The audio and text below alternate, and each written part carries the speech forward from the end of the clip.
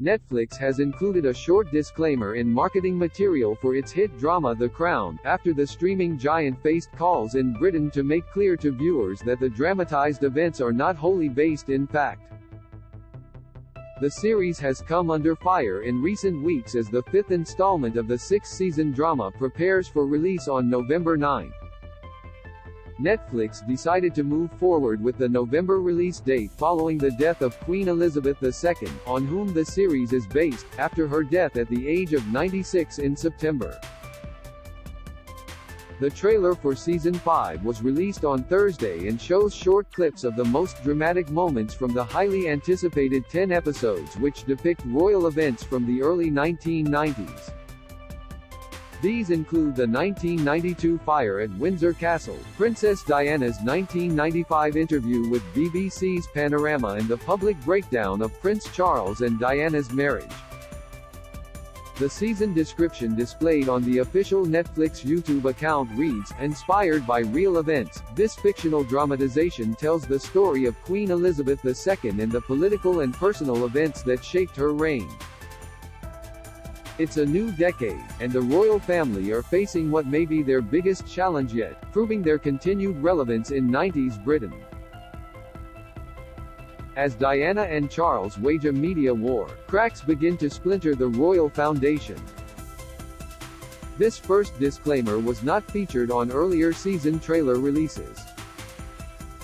The statement is also included on the series page of Netflix website.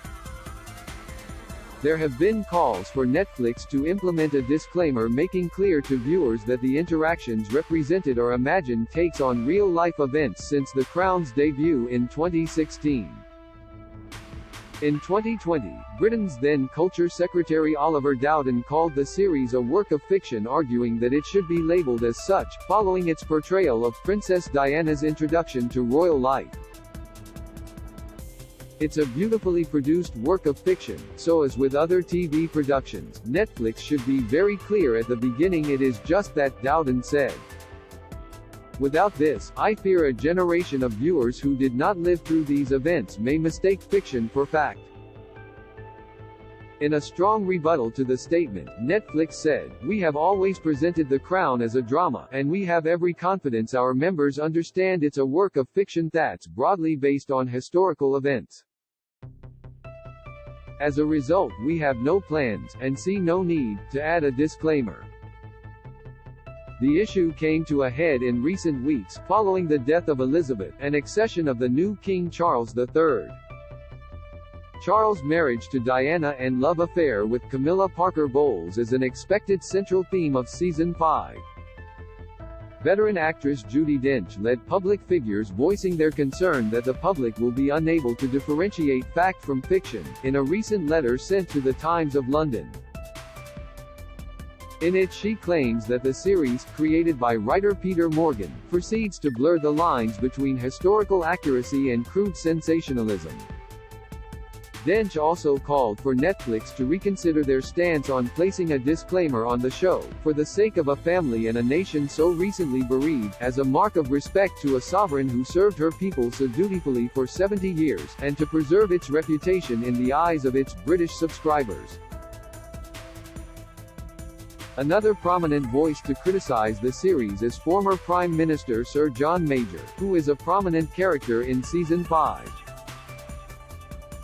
After being told some of the content he is portrayed in, he issued a statement calling the show a barrel load of nonsense. Neither Dench nor Major are reported to have seen episodes from the upcoming season.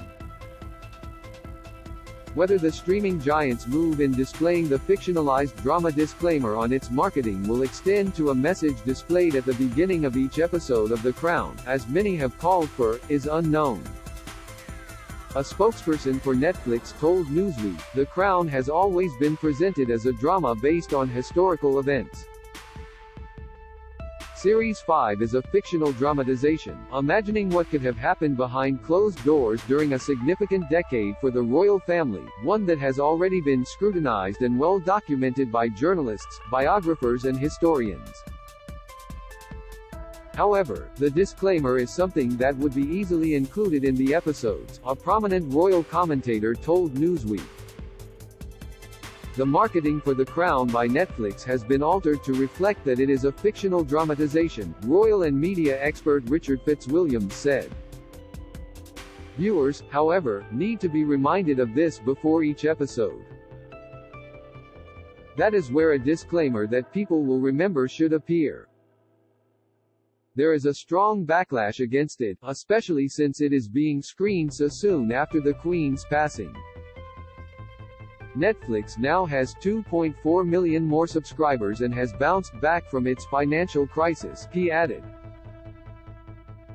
It could easily have postponed it as a mark of respect.